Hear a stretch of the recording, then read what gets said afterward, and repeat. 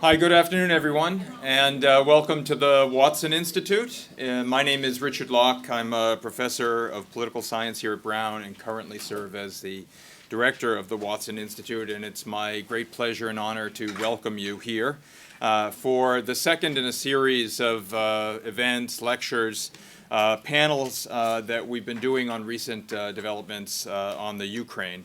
And today we are very happy to have with us again Bob Legvold, who will be speaking to us on the new Russia-West Cold War. What will it mean for all of us? Let me just say a few words about Bob Legvold, and then just also talk about why this is particularly important. You know, there's some extra seats over here if people want to come down.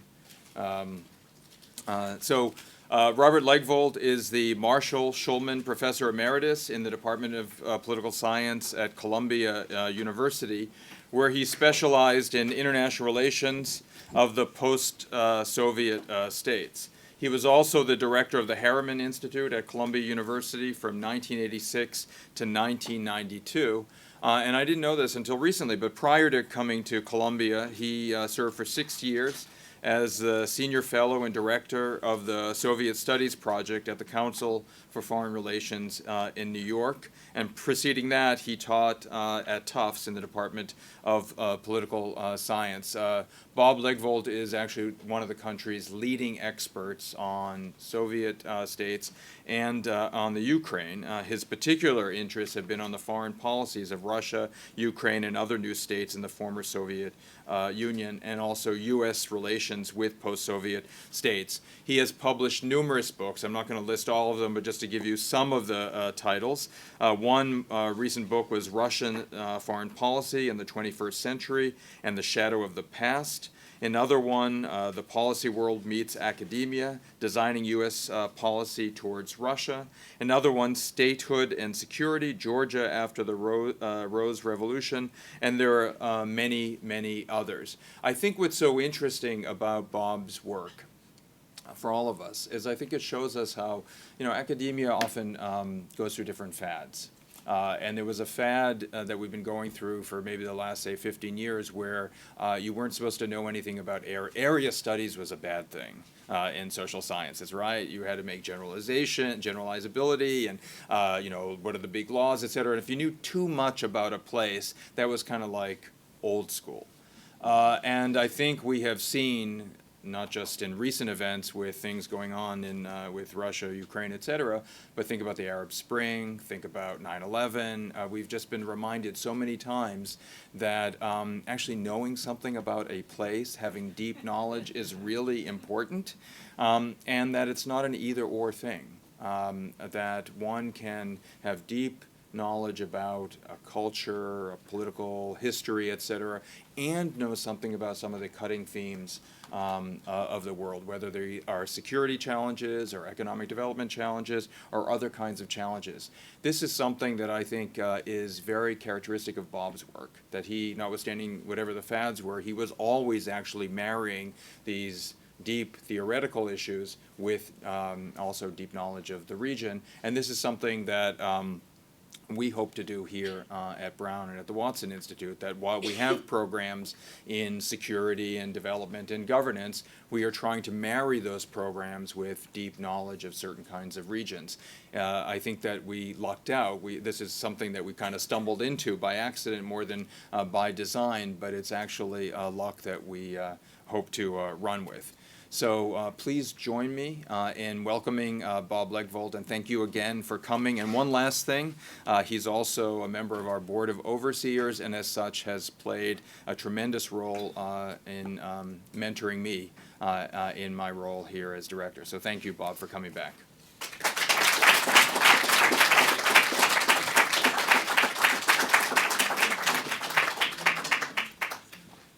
Thank you, Rick. That's extremely generous. As someone once said, my father would have liked it, my mother would have believed it. It's always a pleasure to be here, especially under your leadership and chair, and in this room with many good friends, and to see faces that I saw only 2 or 3 weeks ago when I was part of a panel with your Brown colleagues, faculty.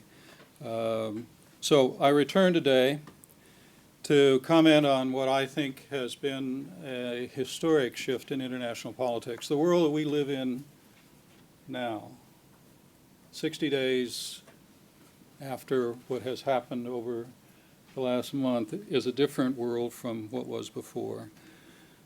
Russian aggression has pushed the United States and other parts of the West and Europe over the cliff and into a new Cold War. I would start by saying there are a number of very good people who would disagree with what I've just said. Steve Sestanovich, a fine analyst in the New York Times yesterday, has a piece. Sam Nunn and George Shultz, former Senator Sam Nunn, former Secretary of State George Shultz, in the Washington Post, in which they argue that we need to do certain steps in order to avoid a Cold War. Too late. In my view, we're already there. The new Cold War, Russia and West, as I see it, will be basically different from the original Cold War. It'll be basically different.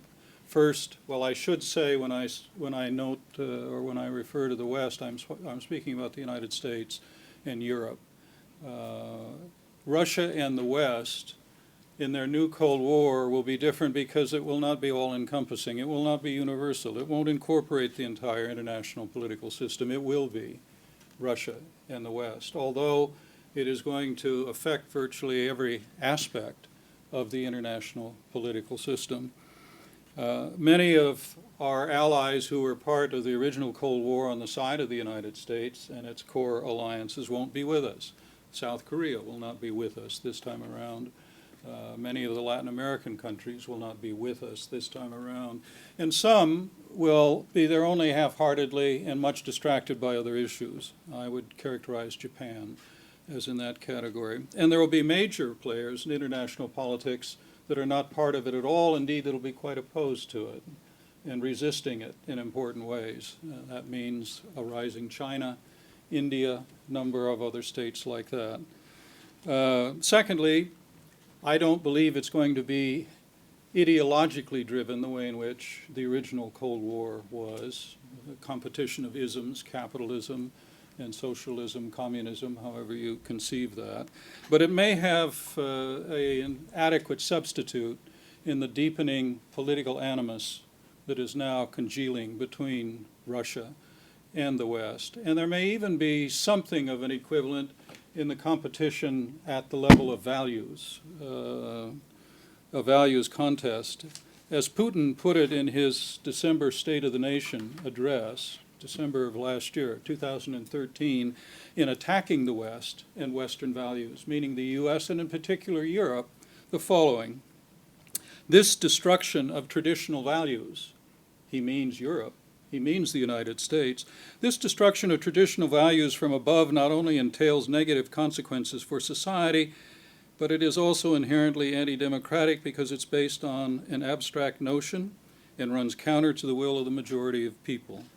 Then he added that there could be no benefit for society for treating good and evil equally, which is what he believes is happening in Europe today, what he believes is happening in the United States today, or at least the argument he's prepared to make, whatever may be the level of his genuine belief.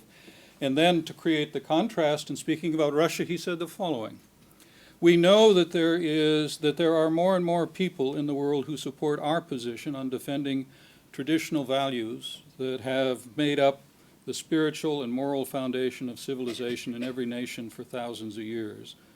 The values of traditional families, real human life, including religious life, not just material existence, but also spirituality, the values of humanism and global diversity. You may have second thoughts about the sincerity of that claim based on what's happened in the last several weeks. But in any event, it suggests that he has begun to underlie or to identify in the first instance a contrast of basic, if you will, civilizational values.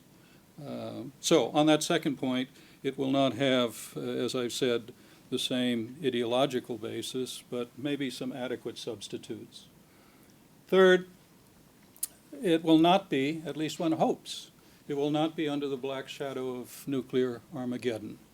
this time around. There are ways in which we could get back to that, in my view, and maybe even in a fairly imminent terms. But in general, I think that's not likely. And third, rather than a basic and fairly coherent U.S. strategy of containment, which is what guided U.S. policy in its different forms of containment through the post-Cold War period, I think what you'll see instead is a kind of inferior substitute for that. Right now, what it goes under, the label it goes under, is isolating Russia, promoting the isolation of Russia.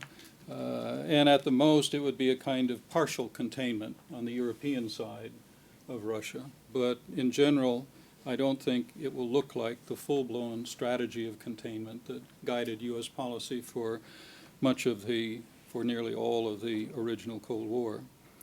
It, however, will have elements from the Cold War, and I would cite 4 of them.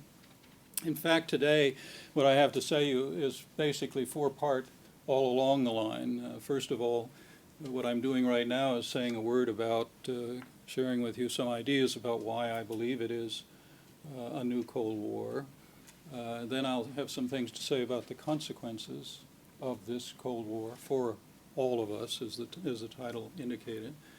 And then take a look at what is the imminent crisis that's driving it, that pushed us over the cliff and that's likely to occupy us for months to come, and that is the Ukrainian crisis. And then finally, what to do about it, how to think about U.S. policy going forward, those 4 parts.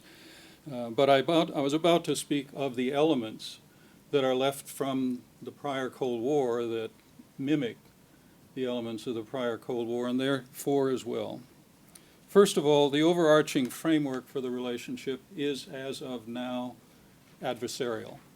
That framework in which we see both sides see the other side as undisputed adversaries is different from where we've been for the last 20 years, where we've had a kind of, on both Russia's side, on the U.S. side, on the European side, a kind of ambiguity in the way we see the other side. It was rather neither friend nor foe. It was something in between, and it was very difficult for us to figure out precisely what that was, neither friend nor foe. Now the ambiguity is gone, and each defines the other as an adversary. Give you a sample of what I'm talking about. Francois Isberg, who was a former director of the IISS, the International Institute of Strategic Studies in London. He's now chair of the board and a very prominent French intellectual. Last week said the following: Putin says what he does, and he does what he says. His proposed Eurasian Union of post-Soviet states is a new empire. East Ukraine cannot be allowed to be a part of the West because there is no Eurasian space without it. We have entered a long-lasting, deeply antagonistic relationship with Russia. Isberg is simply saying what any number of major figures, including national leaders, think at this point on the West side. And Putin, in that speech before the Federation Council March 18th, where he justified Russia's decision to annex Crimea, spoke in the following terms: Our Western partners, led by the United States of America, prefer not to be guided by international law in their practical policies, but by the rule of the gun. They have come to believe in their exclusivity and exceptionalism, that they can decide the destinies of the world, that only they can ever be right. They act as they please, here and there. They use force against sovereign states, building coalitions based on the principle, if you are not with us, you're against us. They have lied to us many times, made decisions behind our backs, placed us before an accomplished fact. They are constantly trying to sweep us into a corner because we have an independent position, because we maintain it, and because we call things as they are and do not engage in hypocrisy. Again, you may want to raise some questions on the last score. At a minimum, that's not the way you describe friends. It is adversarial in its language. Secondly, among the 4 characteristics that parallel, in my mind, the original Cold War, the approach of each side now to the other is what I call essentialist, which was particularly true of the Cold War in its early and purest form. By that I mean each side believes that the essence of the problem is in the nature and at a minimum in the behavior of the other side. It's not in the interaction between us. It is in the nature and the behavior of the other side. Little attention, as a result, gets paid to the effects of the interaction, the dynamic between the two countries, and in particular the dynamic that brought us to this point, the dance that we did together over the last 20 years, including the last 10 years. Doing that, doing the latter, looking at the interaction, looking at the dance that we did together, I think is particularly important because if, in pointing toward the future, we hope to develop policies that will help us dig us out of the hole into which we are sinking, it's going to have to start there. It can't start and stop with the essentialist explanation for where we are in the relationship. Third, in these circumstances, as in the original Cold War, the assumption on both sides is the best that you can have in the relationship are essentially transactional arrangements, and that the relationship will be purely transactional. Where there are specific items around which we can cooperate, fine. But none of that cooperation will be done on the notion that we are able to translate that in some cumulative fashion into something more positive, something more durable, and something more productive for the two sides in transforming the nature of the relationship. The assumption is it starts and stops with a transactional relationship. Fourth and finally, we're already engaged on the U.S. side and on the European side in what I call Cold War practices.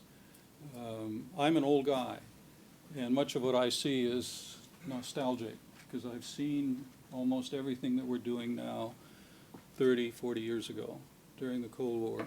In the first instance, the United States last week halted exports of technology, the transfer of technology to the Soviet Union, to Russia. You see how I do compare it with the past.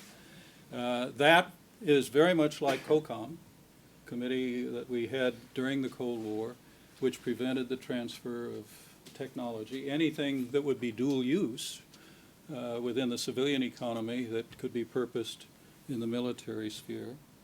Secondly, the United States, a week ago, suspended any further negotiations toward cooperation in developing missile defense.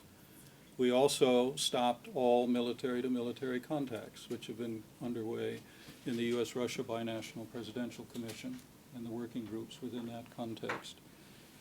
The NATO-Russia Council, in the last meeting of the NATO-Russia Council, this arrangement that was created in May of 2003 after 9/11 and shortly after the march to war in Iraq on our part, but that brought Russia into collaboration with NATO. The NATO-Russia Council, in its last meeting on March 5th, suspended the planning for the first NATO-Russia joint mission that was to be a maritime escort for a ship called the Cape Ray, which is on its way to Syria in order to neutralize Syria's chemical weapons.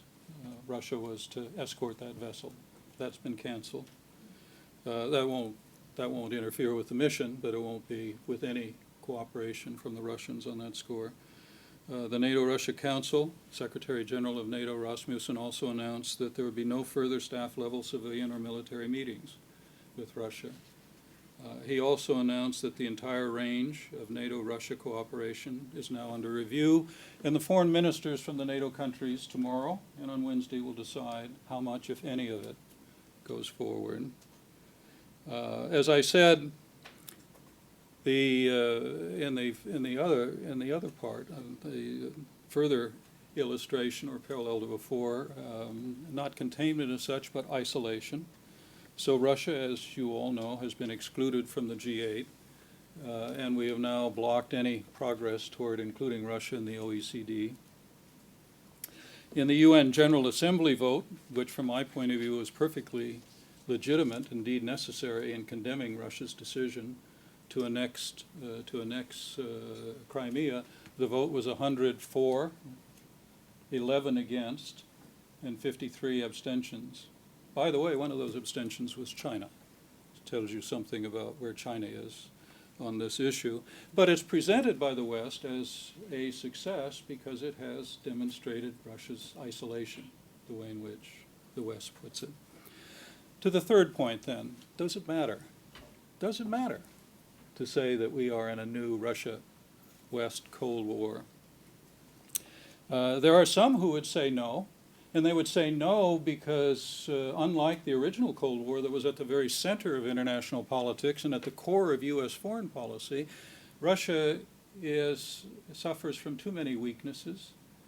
And compared to a rising China or the scale of other challenges that the United States faces in international politics, a Russia-West Cold War pales in comparison to what it was originally, and indeed in comparison to the remainder of the U.S. foreign policy agenda.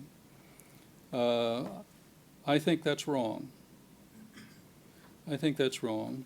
A Russia-West relationship that is framed or rendered in stark adversarial terms will seriously warp U.S. foreign policy. It will seriously warp Russian foreign policy.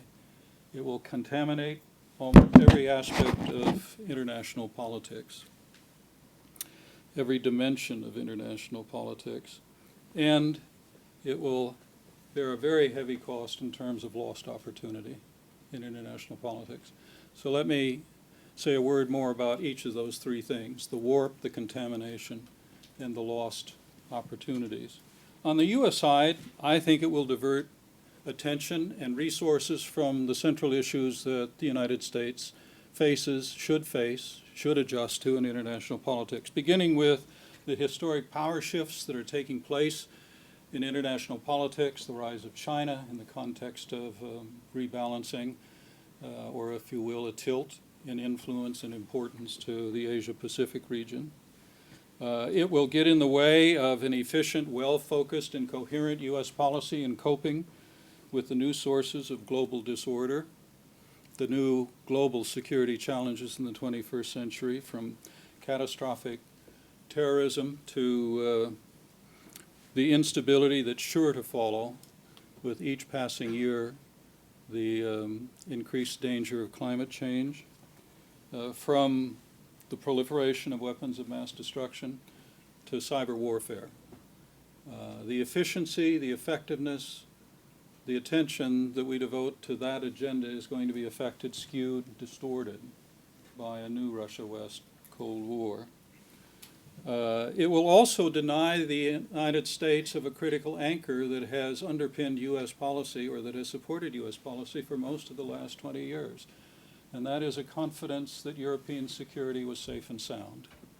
We again can begin worrying about European security. Instead of bracing NATO to deal with the new challenges that we said we wanted NATO to address from this point forward, that is the end of the Cold War, we will end up reinforcing the old NATO, not entirely forgetting the other tasks that NATO has, but as I've said, distorting that agenda. Indeed, that's already begun. The United States sent an extra 6 F-15C Eagles and 60 airmen to Lithuania 2 weeks ago, 12 F-16 fighter jets and 300 servicemen to Poland. They'll be joined by 4 British Typhoons in April. NATO has also dispatched Boeing E-3As to monitor East European airspace. That's only the start, because the next major meeting at the NATO summit will be how NATO needs to be beefed up to face the new threat from the east, Russia. That will distort all of the defense planning that we're doing at this point, and the extent to which we are, both we and the Russians, are midstream in recasting our national defense policy, not only to meet new threats, but also to cope with the constrained economic resources that we're dealing with.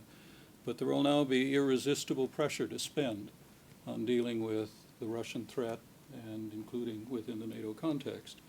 On the Russian side, in terms of warping foreign policy, distorting foreign policy, Russia has now lost its Western option.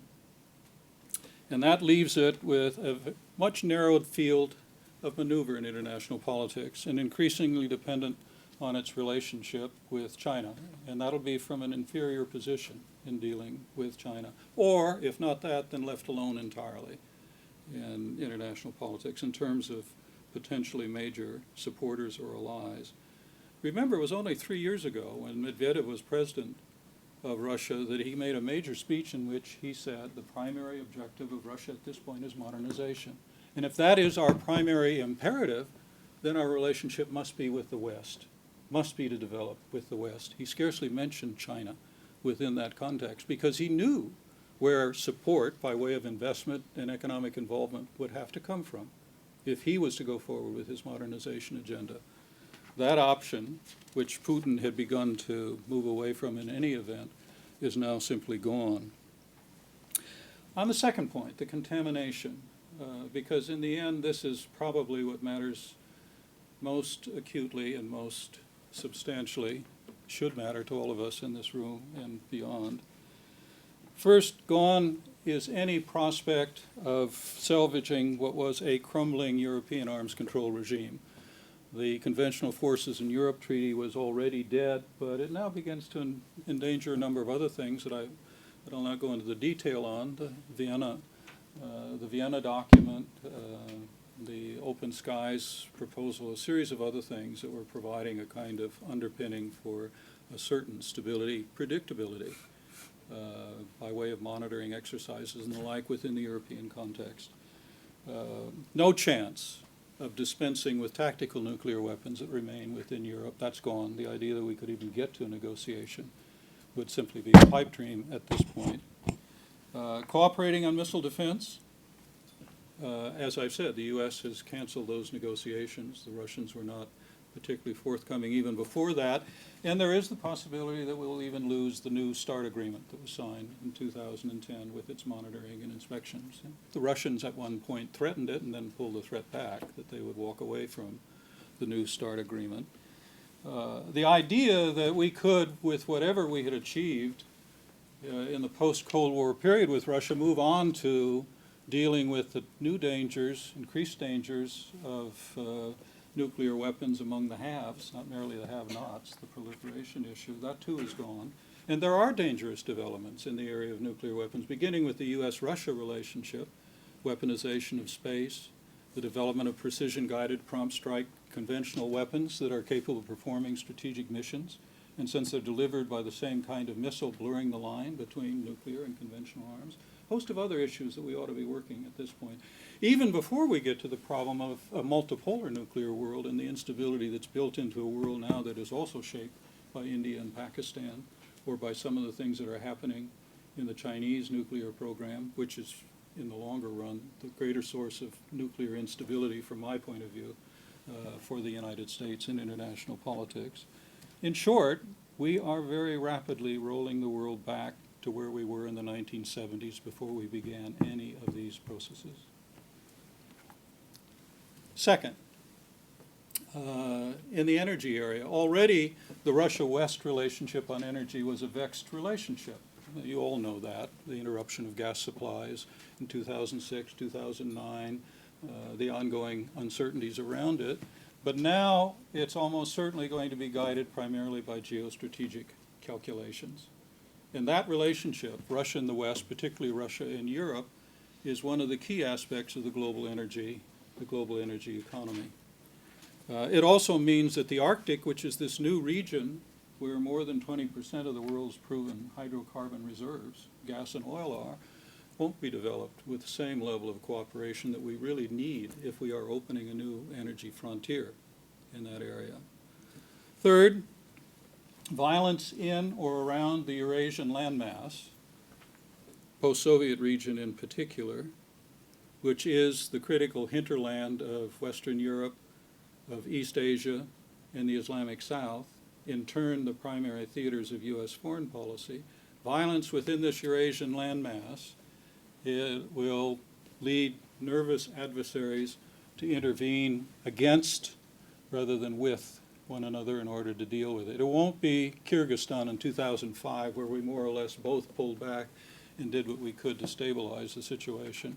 If violence erupts, say, for example, over Nagorno-Karabakh between Armenia and Azerbaijan, and I remind you that the most heavily armed border in Europe today is between Armenia and Azerbaijan, 20,000 troops on both sides, an increasingly modernized Azerbaijani force, and an Armenian political caste that believes that time is not on their side. Or any other problem, including the one that I'll come to in a moment, the Ukrainian crisis. Violence within this region is not going to be approached in a cooperative way. It'll be approached in a competitive way. And the same thing will apply to the fourth aspect. That is the rise of China. Any prospect that the United States and Russia will deal with the rise of China in a way that is constructive and cooperative, which is what has to be in terms of integrating China in a way that works for the United States in the longer run, that has gone a glimmer, in my view. And you'll see increasingly that we will approach the China question in a competitive rather than a cooperative way. So those consequences, from my point of view, the contaminating effect that I referred to, I think are very substantial. Fourth and finally, in terms of the opportunity costs, third and finally, in terms of the opportunity costs, it is simply the other side of what I've already said. Cooperating in order to deal with 21st century global security challenges is now what the Russians would call a vzlyot fantazia, a flight of fancy at this point, pie in the sky, and will be for the foreseeable future. When it comes to something like climate change, the United States and Russia are two of the four largest greenhouse gas emitters in international politics. The need for cooperation is ever greater. Those of you that looked at the New York Times online today saw that the most recent report from the Intergovernmental Panel on Climate Change asserted that the impact of global warming, to quote from the report, will be severe, pervasive, and irreversible. We needed U.S.-Russia cooperation along with Chinese and Indian cooperation in order to deal with this problem. Cyber warfare. When Obama and Putin met in Dublin, Ireland, at the beginning of the summer, they made real progress in beginning to set a framework by which we might cooperate on cyber warfare. Gone. The three countries that are the most endangered by cyber warfare, the most capable of it, and the ones that need to exercise leadership in beginning to create regime to deal with cyber warfare are the United States, Russia, and China. Two of those parties will not be cooperating anytime soon in this area. Illicit trade. That is what I call the contaminants in international politics, the flow of drugs, disease, trafficked humans, endangered species, arms, contraband. Peter Andreas will know this. The Russian part of that is more than $20 billion a year. They are an important part of the problem, not on the same scale as China, but they are an important part of it if we were ever to make progress in beginning to address these issues. And finally, again, the reverse of what I've been saying before, cooperation the prospect of cooperation in dealing with the transfiguration of the distribution of global power, which is changing tectonically in international politics, that's gone to be replaced by competition. Enormous opportunity cost in this context. And all of that's before the day's urgent issues. The likelihood that we would have Russian cooperation if the inter-agreement to deal with the Iranian nuclear problem doesn't pan out and we can't go on to the next stage and we need assistance in tightening sanctions on Iran, not likely with Russia. So the next steps in Iran suddenly grow very cloudy if things don't work out beyond the interim agreement. In Syria, were we beyond getting rid of the chemical weapons to try to make progress toward some kind of political resolution or at least political mitigation down the road, we won't have a willing partner in the Russians that are prepared to sacrifice anything in terms of achieving that. Then the third point that I was going to discuss, that is Ukraine. Because as you all in the room know, that is the crisis that drove us over the cliff. That is the crisis that preoccupies everyone at this point. And it's not a crisis that's going to go away anytime soon. It is not done because Crimea has been resolved in a way that we will not recognize, but that we also will not be able to undo. That doesn't, by any means, deal with the crisis. I think of the Ukrainian crisis as essentially a dual crisis. There is the crisis within Ukraine, and that in turn is two-sided. It is a deep economic crisis. It has been for the last several years.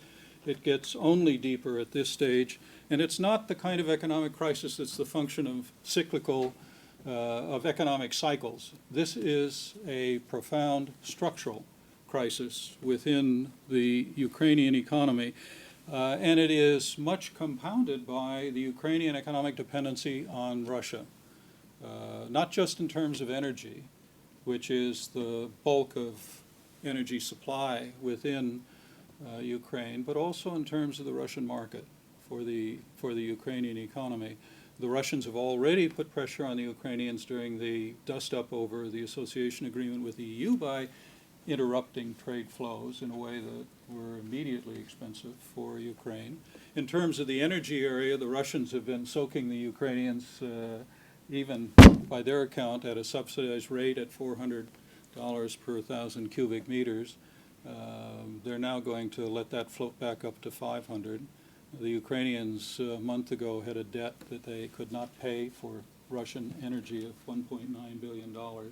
The economic packages that we're working out today for the U.S., the EBRD, the IMF, and so on, will be in its initial phase, in my view, basically to pay Russia for Ukrainian gas along the way. But that simply, as I've said, exacerbates or accentuates a deep structural economic problem within Ukraine. The other half of the Ukrainian internal problem or crisis, from my point of view, is political. And I would call it a crisis of legitimacy around leadership. We insist that the leadership that came out of the events of Maidan, and this was much discussed at our meeting on March 5th. Michael went into detail about this, Michael Kennedy, and his presentation on that day. We see this leadership as utterly legitimate. Out of deep conviction, the Russians do not. That's not just cynical on their part. So there's a fundamental dispute over the legitimacy of a government that we want the Russians to work with in Ukraine. But it's broader than that. It's a deeper governmental crisis because the Ukrainian government, in its various forms, with its various leadership forms, has lacked a kind of broad legitimacy between East and West within Ukraine. And until they create a government, including a constitution with the element of federalism, that is acceptable to all parts of Ukraine, you're going to have not just the leadership legitimacy crisis, but the governmental leadership crisis from my point of view. There is then a second crisis from my point of view, which is the international crisis, the crisis of Ukrainian-Russian relations, and that's basically a crisis over Ukraine's orientation. Ukraine, either in the EU or in NATO, or drawn into the force field of NATO or the EU, is unacceptable to Russia, and it will remain unacceptable to Russia, and Russia will continue to work that problem, whatever may be the outcome in the next several months, including leading to May 25th. The Russians will resist it all along the line until something is worked out. And the Russian choices along the way will be to attempt a reorientation of Ukraine to a level in which they are satisfied with its basic orientation as not Western, not included in NATO, not in the EU, or else dismembered, with the 9 regions of Ukraine to the east, a cordon sanitaire for Russia in dealing with its European front. I think the key outcome that works must be one that works for all of Ukrainians and that reduces the temptation to impetuous Russian behavior, which is what we're much focused on these days. It'll have to be a government that has legitimacy in all parts of Ukraine if Ukraine is going to hang together. That probably means, in addition to representation within government that's satisfactory to all parts of Ukraine, a constitutional change that will affect federalism. But there are great dangers in federalism in the Ukrainian context if you go too far. One danger is gridlock in government, as the different parts of the country that have differing orientations begin to block the policy orientation of other. The other is that it becomes essentially an instrument for Russia to exert pressure and a veto over policy within Ukraine, or worst of all, it becomes essentially a first step down the slippery slope toward separatism.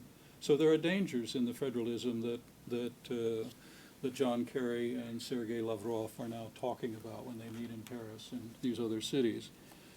And the foreign policy orientation, in my view, will have to be what I would call de facto neutrality. Not formal neutrality, because that would be utterly unacceptable for the Western powers and for much of Ukraine to accept a formal commitment to neutrality. I think it's a reach too far. But we need to get back to what should have been our strategy all along, from my point of view, in the United States, in Russia, and in Europe. And that is what an economist would call inducing the Ukrainians, and for that matter their neighbors to the north, the Belarusians, to practice a risk-averting strategy rather than a balancing strategy. That is, a risk-averting strategy in which the Ukrainians attempt to have positive and useful relations, helpful relations in both directions.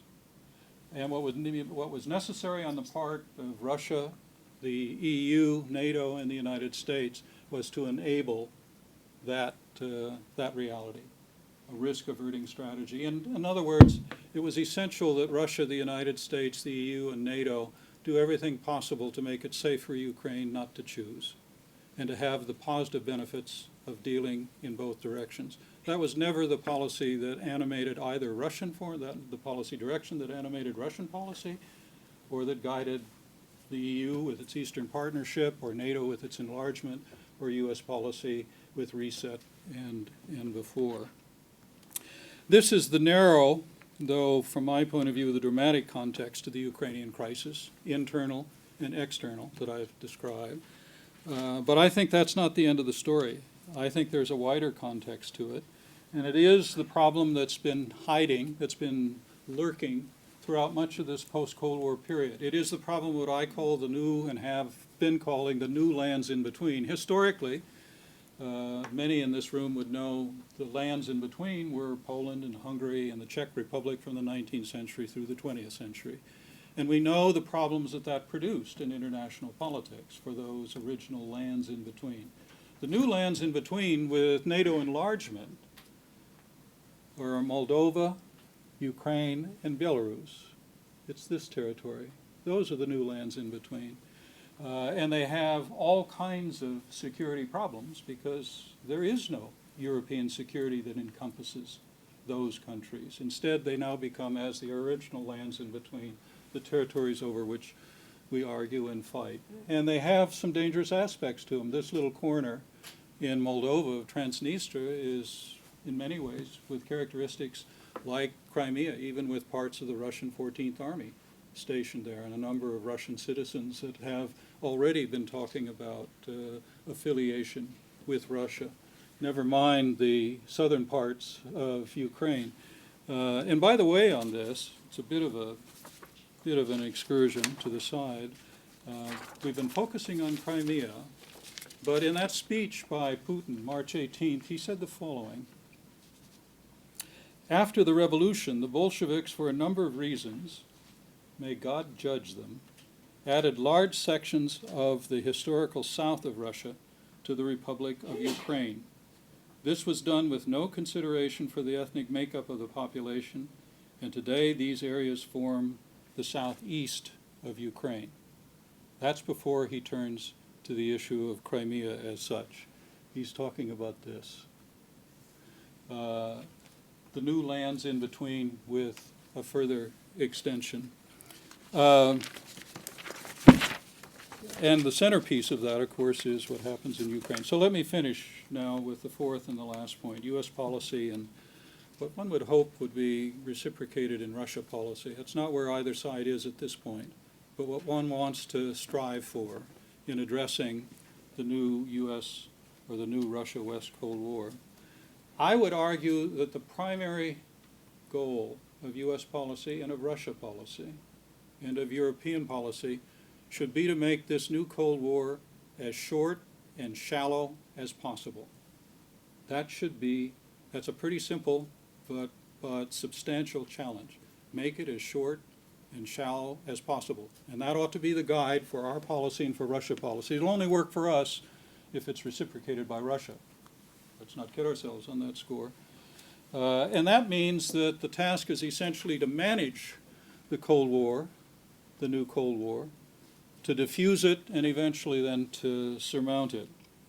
In the mature phases of the original Cold War, management became the primary task in the mature phases, in the later phases. Not victory, but management. And as a result, the period produced a better balance between elements of cooperation between the West and the Soviet Union with elements of competition. It meant that by 1967 we had a non-proliferation treaty. By 1972 we had a SALT agreement. By 1975 we were cooperating in space. And ultimately we cooperated on German reunification.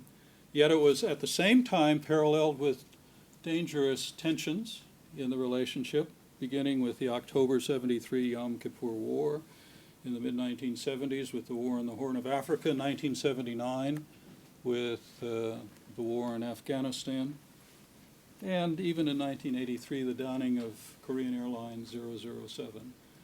That was part of the Cold War in its last stages. But it was an issue of management rather than victory at that point, even though in the end we pronounced victory when it was over and the Soviet Union had collapsed. The problem is that the trends all run in the opposite direction at the moment.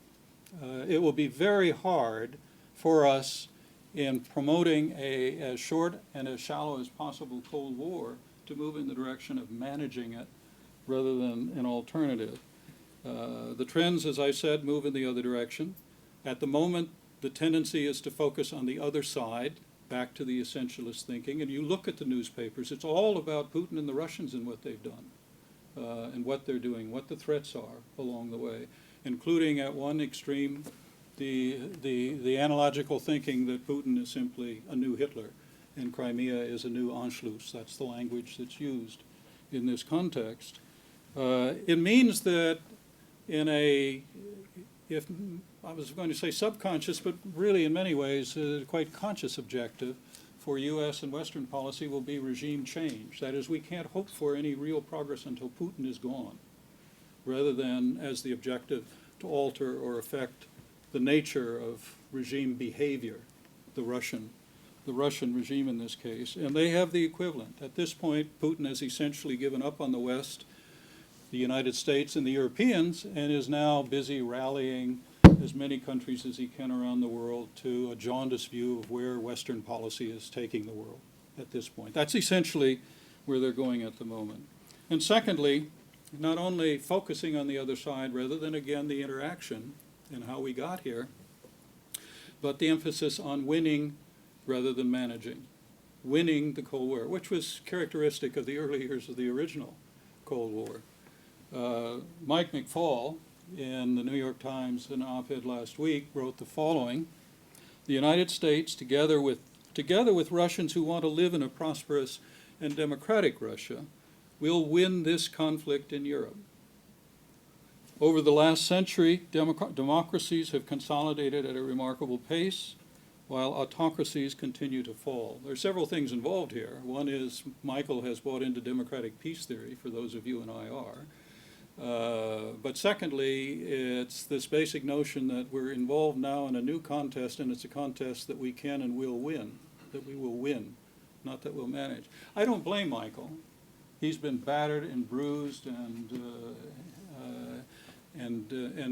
dealt with in an extremely ugly fashion by the Putin regime from the moment that he arrived as ambassador in Moscow. And there are many other things in that op-ed piece that are very intelligent, very much on the mark. But this proposition, as I've said, is, I think, going to be the dominant proposition in the West. And the same thing will be true on the Russian side, that in the long run, what we've done will be accepted, and we're not going to be pushed around any longer, and people are simply going to have to get used to it. That's basically the stance of Russia, not how we got here, not what we did, not what our responsibility we bear for where we are. And therefore, the essential modus operandi will be punishing rather than engaging. Well, what is to be done? The final thing, 3 points, 4 points, again, 4 points. Applying the lessons of the Cold War. The first I would say is to recognize that mistrust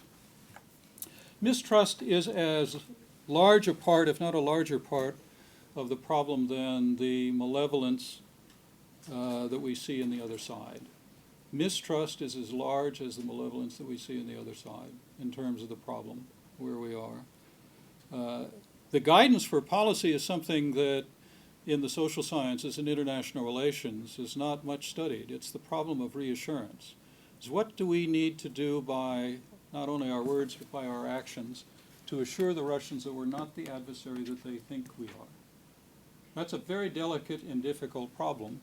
We've spent a lot of time in international relations, back to Tom Schilling and colleagues, working on compellence, compulsion, and so on in international politics. How much do we know about practicing reassurance in order to deal with mistrust in adversarial relationships? That's particularly difficult at this juncture because of the domestic political environment in both countries, including our own. The moment that a U.S. administration was guided by reassurance as an important part of their policy, they will be accused of kowtowing or capitulating to the other side, of weakness along the way.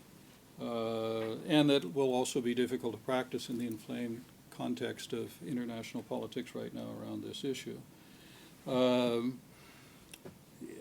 It also requires instant reciprocity. You can't, in my view, you can't go about dealing with the problem of the Russian perception of us as adversaries, echoed in that statement by Putin that I read from the March 18th speech, unless he and the Russians begin to reciprocate immediately, so you create a positive escalation in the other direction. The second thing I would say from the original Cold War is that the pathologies in U.S.-Soviet then and now U.S.-Russian relations, the pathology in the interaction between those two countries is more significant than the pathology in the behavior of the other side. It's not deny pathology in the behavior of the other side, but the pathology in the interaction is more important than the pathology of the other side. That means that you end up focusing as much on the reaction to your actions as you focus on the actions of the other side. Nobody's in a mood to do that today in Moscow or Washington or Brussels or Berlin or Paris, unfortunately. It makes engagement as important as checkmating in international politics. And that's, again, not a priority of contemporary politics, but it must be if we're going to begin moving away from this new Cold War.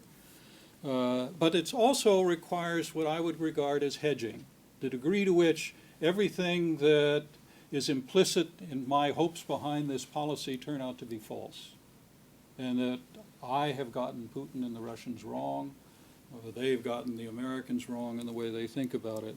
To give you an illustration, I believe that today it is important that NATO and the United States make it plain, credible, convincing to the Russian side that they will not be able to determine the outcome in Ukraine militarily. As simple as that. They will not be able to determine the outcome in Ukraine militarily. And that means that the basis of our policy has to be in kind. It has to be military. It's not good enough to simply threaten punishment in the event with economic sanctions or diplomatic action along the way. It means we have to be willing to underline what we're prepared to do. That means that there are some elements that need to be satisfied. One of the things I will be doing in the next week or two is talking to people whose judgment and knowledge of NATO and its strengths I respect and from which I can learn to see whether or not we are in a position to say that if you muck about in Ukraine and you begin to put your foot on the ladder of military escalation, we will match you each step of the way. And even if it leads to an air and a ground war in Ukraine, we will be there. But I have to know at the outset that NATO today is in a position to do that, to say that. But as part of the policy I'm talking about, it requires a very delicate turn in the other direction. At the same time, indicate that NATO is prepared to build down. NATO is prepared to build down in terms of its resources on or near Russian borders so long as it's reciprocated by Russia.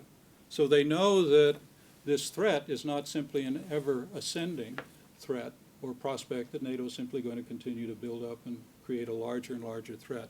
It is meant as an interim deterrent or warning to Russians that they cannot determine the outcome in Ukraine militarily. If they do, in the longer run, in the context of the Ukrainian crisis, then we are deeply in a European security crisis along the way. Third, and I'm almost done now, I think we need to learn the lessons that we did learn in the Cold War, and that is to assume that Russian behavior is more determined by events than predetermined plans or by genetic code. And there's a lot of talk these days about the blueprint that Putin is working with. It began with the Georgian War in 2008, Crimea, the rest of Ukraine, and there'll simply be further steps, whether it's northern Kazakhstan or whether it'll be Transnistria and Moldova or whatever. But it's already there, simply waiting for the moment by which he can enact the plan. I think that's a mistake. I think it's a misreading of Putin and what he's doing at this point. And what we've learned from the Cold War is, even with the Soviets of Brezhnev, not remember Gorbachev, their behavior was far more determined by events than it was by predetermined plans or genetic code, if you will. And thus, for the U.S., from the U.S. side, the emphasis has to be concentrated more on shaping events than by trying to shape Russian character. And again, that's not where we are at the moment, but that's where we need to get if we're going to begin digging ourselves out of the hole. This is particularly important in the case of Ukraine. We need to focus on addressing, mitigating, reducing the Ukrainian crisis much more than simply deterring Russian behavior or shaping Russian behavior. That's the Sasanovich argument yesterday in the New York Times, and I think he's quite right in that part of the argument. And then finally, we need to deal with Russian leaders, Putin in particular, as they are, not as we project them to be. And today we're spending a lot of time projecting onto Putin who we think he is. And I believe that we're getting it wrong. Getting him right, however, doesn't mean that one believes that he is right. Getting him right does not mean that you think that he is right in what he thinks and what he's doing. Rather, it is to ensure that our response is on the mark, because our leverage is limited, and there's precious little of it that we can afford to waste. So we need to know what the problem is that we're dealing with. That, however, is another lecture, and I've gone on long enough. Thank you.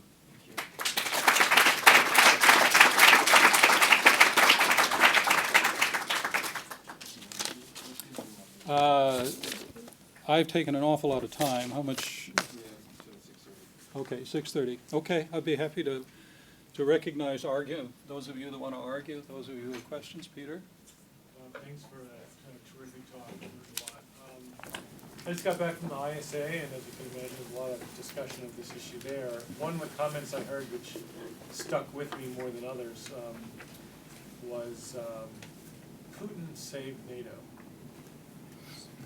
Basically, NATO had lost its purpose. It was going to. So I'd like your thoughts on that comment. And then, two, if you don't mind, I was struck by your provocative comment about this is a new Cold War. Were we there? We can't avoid it. So, question is, something's different from the old Cold War. One is the parts of the West dependence on Russia economically that would not. I mean, before this was unthinkable, but I'm thinking about gas in Germany and actually dirty money in London, which is really tied the British response, one could argue. And then two, how would we know if the Second Cold War is over before? So even collapses and okay, we know it. How would we know it? Three good questions. On the conversation at the ISA, I would say that Putin has done his part. Whether the Europeans can pull their act together and are willing to make the effort that people are now going to exhort from them. You saw Kerry and others already begin to do that on their levels. That's uncertain. It may be that the constraints they're facing economically and otherwise means that they won't really pull up their socks in the way in which we would want. And there will be limits to what we can do. But I would argue that the impulse or the pressures to do that kind of thing will be there. As you know, with the enlargement of NATO, you had a kind of split. The new members of NATO, which were the former members of the Warsaw Pact, really preferred the old NATO, and they wanted to see the old NATO preserved. We were arguing, we, the Germans and the others, that NATO now had a new mission. In fact, we even tried to persuade the Russians that they would come to love NATO with its new mission. That was the argument in the 1990s. That turned out not to be the case in Moscow. So I don't know what will happen, but I certainly believe that Putin has provided the incentive to move in that direction. And I think there will be a certain amount of movement in that direction. I see it already. On the question of can we afford to, I guess, get tough with the Russians at this point? Can we afford to wage a Cold War, if it is a Cold War, in part because of the interdependence now? I think so. I don't think that'll be a constraint. Think in international politics. The last time we talked about how constraining interdependence was, economic interdependence, it was coming out of the 19th century. And it was particularly true in the interwar period in terms of Germany's economic, including energy, interdependence with the, not with Russia or the Soviet Union, but within Europe. We saw that as a constraint. It turns out interdependence doesn't end up being a constraint for traditional international politics. And as far as the specifics of the interdependence, I think, if I'm right about geostrategic thinking, the West, the Europeans in particular, will come back to a basic fact. They may be, in the case of Germany, 30 to 32% dependent on Russian gas. The Italians may be 27%. The French may be 18%. The Bulgarians, the Poles, the Baltic states are all between 92 and 97%. They will be the first to argue that you use it as a weapon in this context. But what I think will undergird the geostrategic thinking with energy is that the Russians are 80% dependent on the European market for the sale of their gas. And their energy is 50% of their national income and wealth. You'll argue that that gives us leverage in this. They've got market dependence. We've got supply dependence on the part of the West. Finally, in terms of how are we going to know, and how will we know if we've succeeded? If our objective is to make it as short and shallow as possible. If our objective is to win it, I don't know what that'll mean. I guess it'll mean when Russia is a part of the democratic peace. But if it is to make it as short and shallow as possible, then I think it means getting back to where we were 60 days ago, and then hoping you can build from there. But it's going to be extraordinarily difficult because we're not going to put what's just happened behind us very quickly or very easily. And you can see that Putin is in no mood to strive for that kind of thing right now with the language that I read to you before. Doug. I also thought it was a terrific talk. I agreed with almost all of it. I'm going to take you up on your invitation to argue with Okay. me. Because Doug's an old student of ours, so yes. he's right at home. The one particular thing you said that I would argue with is the suggestion that we ought to make it clear, not simply that we're willing to build down in conjunction with the Russians, the frontline neighbor states, but that if there is any incursion into Ukraine, that we will respond in kind. That I'm worried about, and I think it's not clear to me that there's any institutional or juridical basis for that. It's not a member of NATO. There's no Article 5 to invoke. But more importantly, I think it would be potentially very counterproductive, depending on how it's worded, in terms of playing right into the narrative that Putin has been spinning very effectively in gathering constituencies around him to the right, and that it would make it very difficult to make progress in all those other important fronts that you've suggested. So I think it'd be counterproductive politically, potentially destabilizing and dangerous militarily, So I'm worried about those issues. And rightly so. 99% of people who would hear me or would hear what I've just said would be with you. I know that. But let me say just a word more about it. First of all, it is conditional on things that I don't know. As I said, I want to talk to some people about whether NATO's in a position at this point to make that a credible threat. Then we get to the question of the wisdom of doing it. But there's also, if it is credible, if NATO has the capacity to do that, and it would be in the context of bolstering Ukrainian forces. Right now, the general argument you see in the press is that they are decrepit and weak and no match for the Russian forces, the 40,000 that are massed in the Western Military District. The Western Military District, by the way, for Russia has 4 military districts. 2 of them have to take care of this part of the country. The Western Military District is responsible for this territory. And you're talking about a total manpower of around 240, 250,000, 40,000 of which are now right in this border along 40 kilometers from Donetsk, Kharkiv, Lugansk, and so on. The Ukrainians have what would be a unified force of 180,000 here, not as military reformed or modernized as the Russians, but not the weak force that the Russians faced down in the Caucasus with Georgia in 2008. The Russians have to calculate the potential capacity of the Ukrainians. So it wouldn't be NATO or the United States against Russian ground and air forces. Second thing would be how you think about doing it. And that would be with a series of intermediate steps before you begin talking about tanks meeting tanks, aircraft meeting missiles or other aircraft. And that would be first the idea that we would be there in order to provide, supply Ukraine in the case they were then engaged in a military operation. You're absolutely right. There's no treaty commitment. There's no Article 5 commitment to Ukraine. That's without question.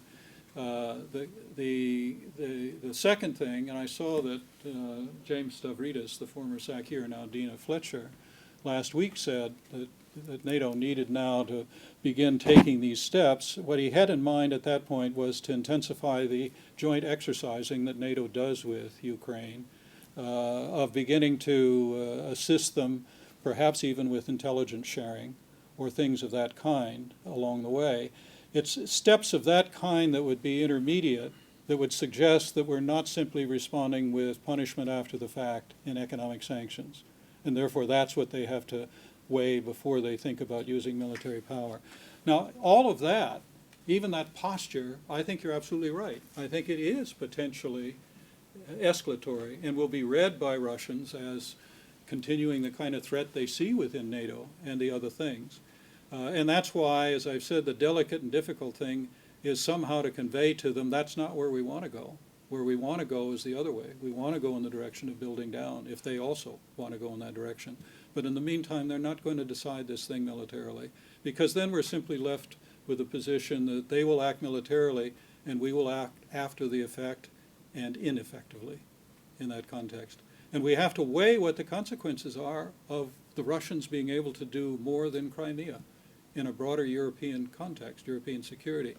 Because, as I've said, the issue is not just Ukraine. The issue is what happens down the road when this regime becomes unstable, Lukashenko, when this issue continues to bubble, and with the trigger around Transnistria as such.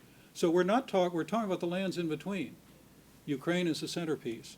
And I think we've got to weigh some of these things seriously. But as I've said, 99 out of 100 people will agree with you, Doug. And I'd have to go some distance before I can make the argument in a way that convinces myself, never mind the other 99. Yes, Rose. I apologize if this is a pedestrian question, but it's actually a question about leadership. So on the one hand, you talk about how it's much more important to look at the situation than the leader, and I agree with that because I think there's we underestimate that fundamental attribution error. But on the other hand, you say that, under Medvedev 3 years ago, it was fundamentally different. And you talk about how important it is to get Putin right.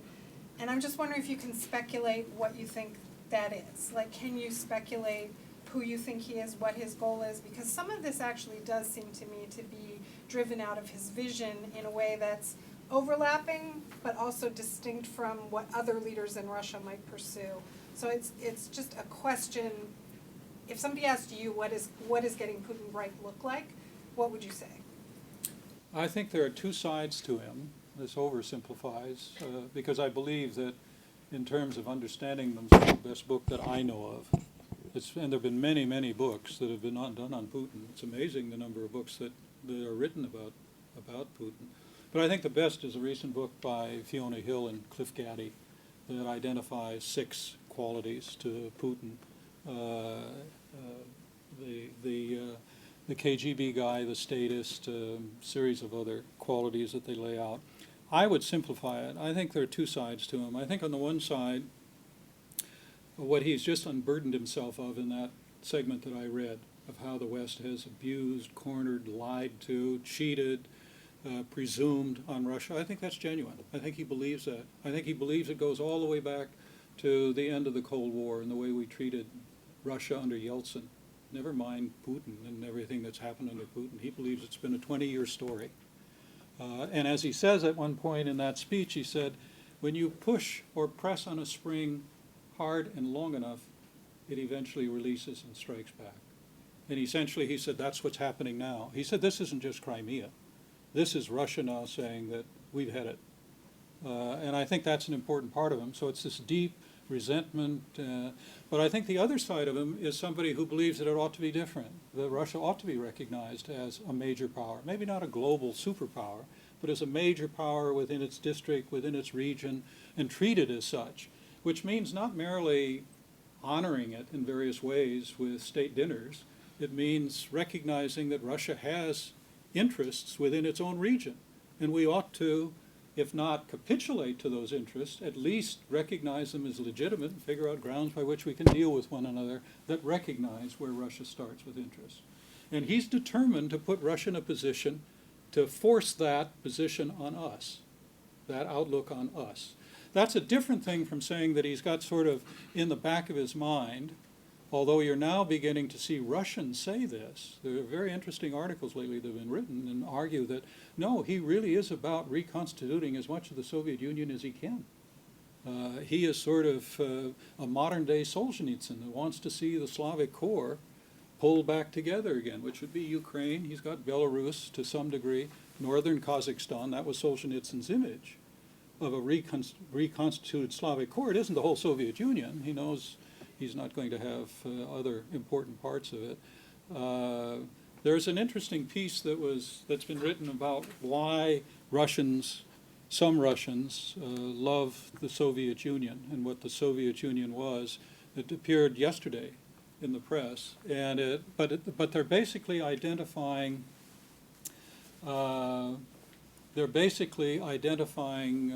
People that, from my point of view, are on the far left fringe, but who now have a larger voice than they did before. A fellow like Prokhanov, for those of you in the room who know the publisher of Dien, who's always believed from the very beginning. David Remnick had an interesting article years ago in the New Yorker that I remember, and he interviewed Prokhanov. Prokhanov made the argument that the Soviet Union was destroyed by a conspiracy that was organized by the CIA in the West, of which Gorbachev was part. He believes that, of which Gorbachev was part. That's what he believes. He was one of the people, along with Dugin, in the New York Times article that Ellen Berry did 2 weeks ago, who said that he's been wanting this new Cold War all along. He couldn't be happier that at last Russia is disabusing itself and freeing itself from the West and all of its conditions and benefits.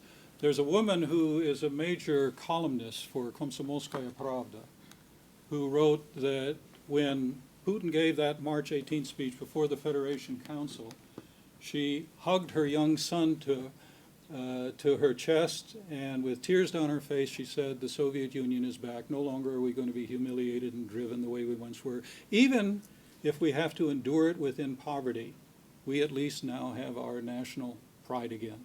We will not be pushed around.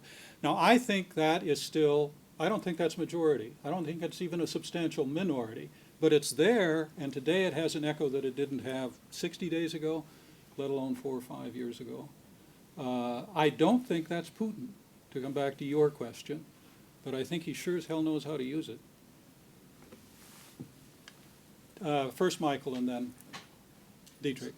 As everyone, I really appreciate the talk, but let me just push on two directions. One is, I think it's an interesting, almost cultural political choice to decide whether to call this Cold War II or not.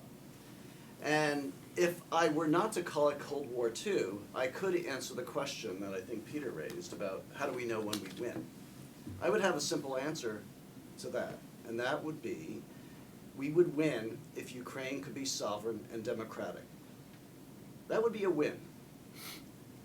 Now, that does raise the question for me. Where does Ukraine's struggle for democracy against corruption, for sovereignty, fit into this larger architecture, A? And B, if NATO does not defend Ukraine from a Russian military assault, what will this do to NATO?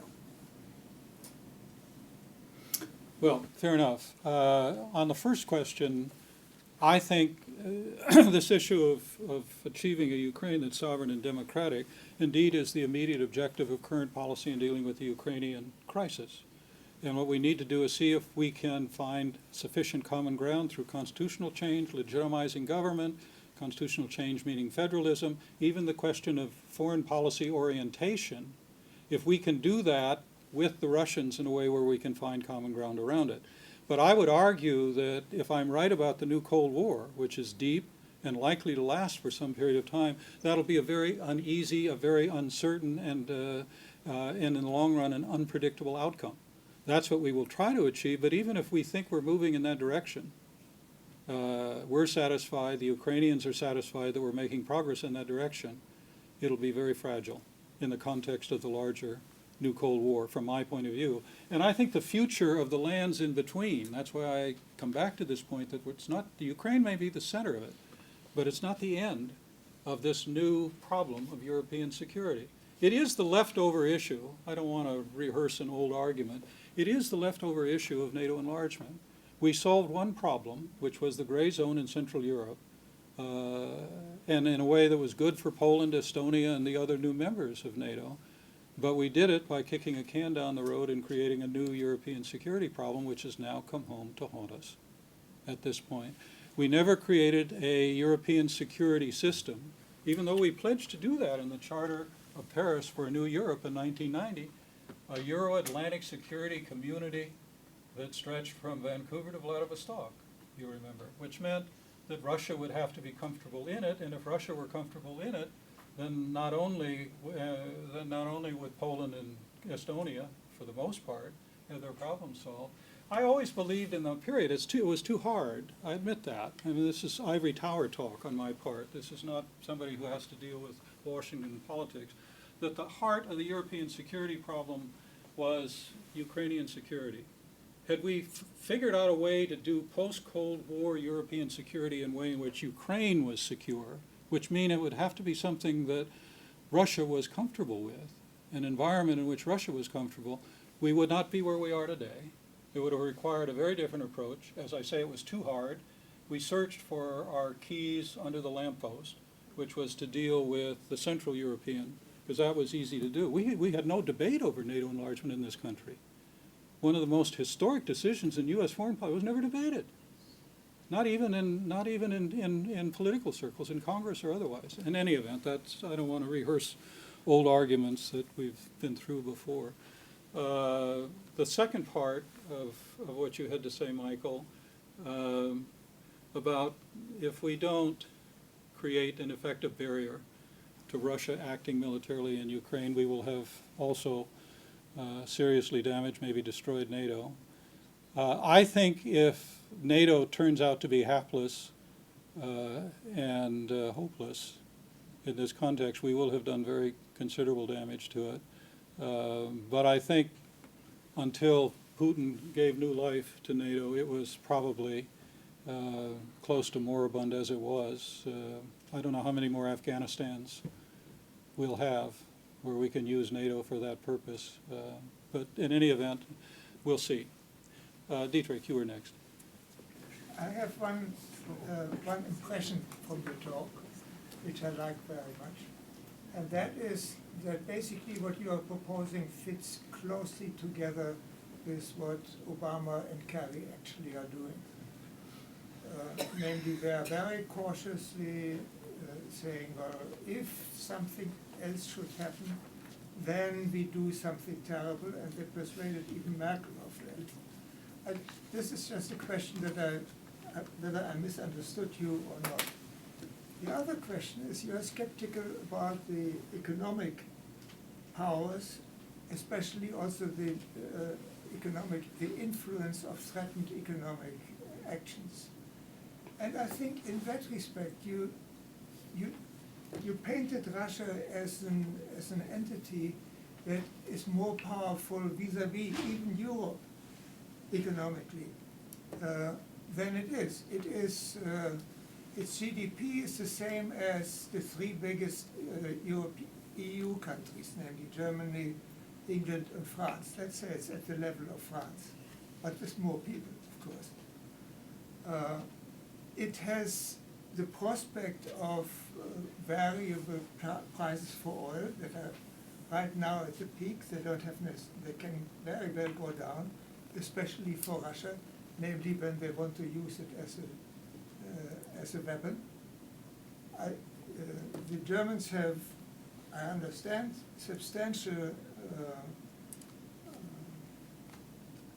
stockpiles of various things. They can last for 2 or 3 years. So I think Russia is very vulnerable. It's the big thing on the map. It's too big. It gives the wrong impression. Economically, it is more like Kazakhstan, like this Kazakhstan. Well, two things. First of all, the Obama administration is already doing what I'm asking. I think in a way their instincts run partly in this direction, and they'd like to act to a degree in this way. In fact, I know it. I was down there last week, and I was meeting with most of the senior people that are developing policy toward Russia, and they told me a bit about the way Kerry is talking to Lavrov, as opposed to what Kerry then says in press conferences, or Lavrov says in press conferences afterwards. And there is more of an element of it. But I don't expect that you kept track of everything I was saying about what was now characteristic of the original Cold War in our behavior. They're also engaged in all of that. So only partially are they moving in this direction. And it is so partial that, in fact, it puts them, from my point of view, on the wrong side of the ledger when it comes to the old practice, the essentialist thinking, the notion that we will win, that it's basically about Russian misbehavior, not about the interaction between the two sides. There is an element of that.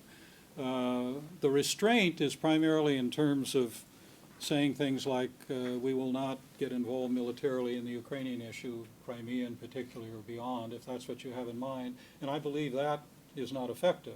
I would have them be more hawkish, if you will, as the exchange with Doug suggested.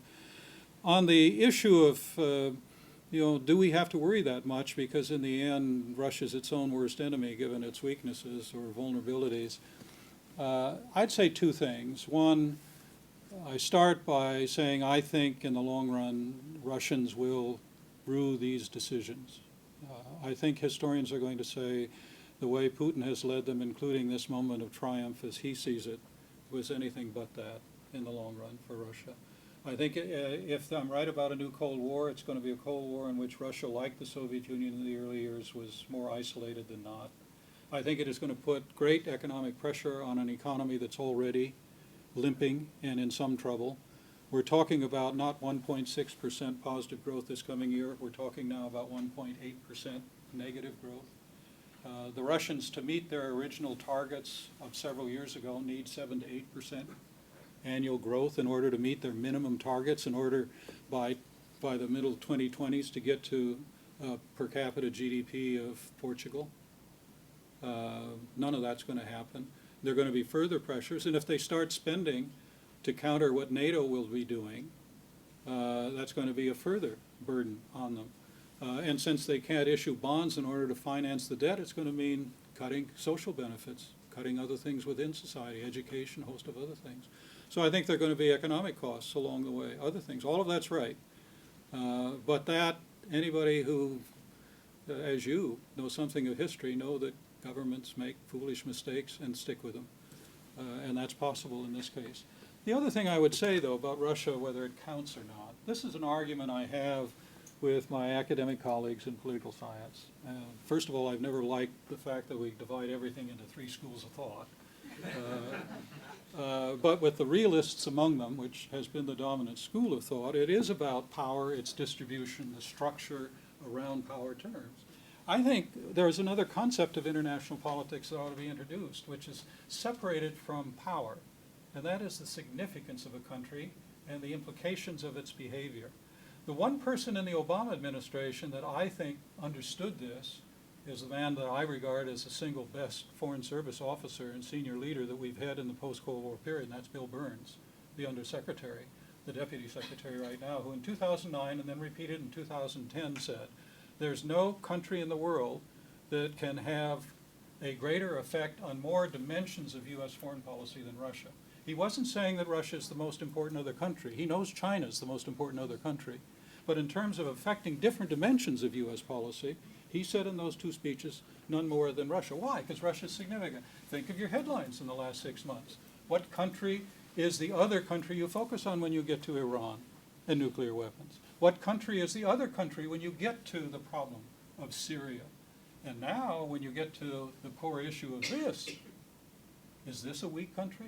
Is Russia, because it has a gross domestic product, which is 1/13 of the U.S., because it has a defense budget that's 1/10 that of the U.S., even though it's now the third largest in the world in terms of spending. Is that what's reflected here? No. And this area matters in international politics because Russia is significant, quite apart from its accumulated power.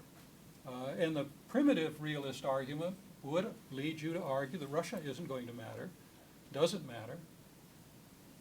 Over here. This has to be the last question. Do you want to get somebody else? No. So I'm Peter Dombrowski from the Naval War College, and I'm going to try a provocation. Lots of questions in the presentation. This is a continuation of a debate I've been having with Catherine Kelleher, and it goes like this. For the policy prescription piece, isn't this the time for Russia to, for NATO to put up or shut up? This is where burden sharing really hits the road. The United States is preoccupied with it. Should pivot to Asia, the rise of China. Our powers are weakening, our economy is not so good either. This is a time when the Germanys, the French, the British need to decide what NATO is going to be and how NATO is going to respond. And maybe it's not the U.S. place to be on the forefront of this. Admitting the case that you've already made, which is in all these other dimensions, the United States has a serious set of concerns with Russian behavior. Isn't this the time for NATO to focus anew? Well, again, it's a fair question. It's the question that's been posed before. That is, what's the implications for NATO if it doesn't stand up to Russian provocation or misbehavior, as we would define it, in this part of the world?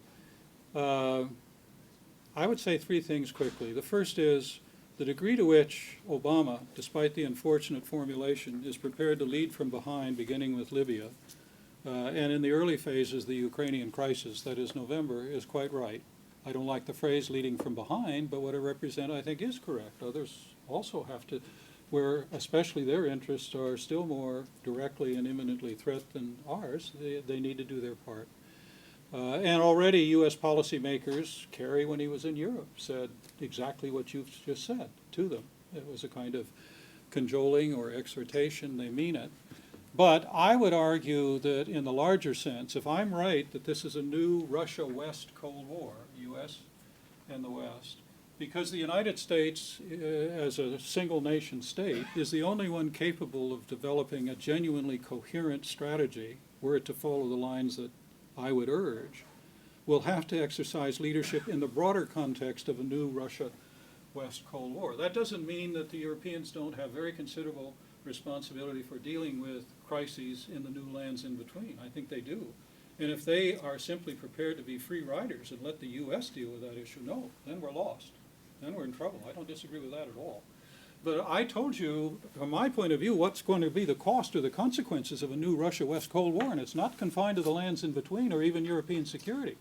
It's confined, it is focused on everything that has to do with international security, from the new global threat to what has been an effort to create a scattered and an incomplete arms control regime across a wide variety of areas, everything from conventional weapons in Europe to missile defense to intermediate nuclear weapons to the rest of it, all now in the process of unraveling. That's not just for the Europeans, or even primarily for the Europeans when we get to that category. So when I speak about the need for U.S. leadership, A, it's because they're the only ones that can do it in a coherent way. You can't expect the European Union to do this. I wouldn't imagine that the European Union would follow this strategy. We simply want the European Union not to get in the way of this strategy and complement it to the degree that they can. But to do it will require U.S. leadership, just as it did in the original Cold War. So another parallel. Thanks, everybody. Pleasure being with you.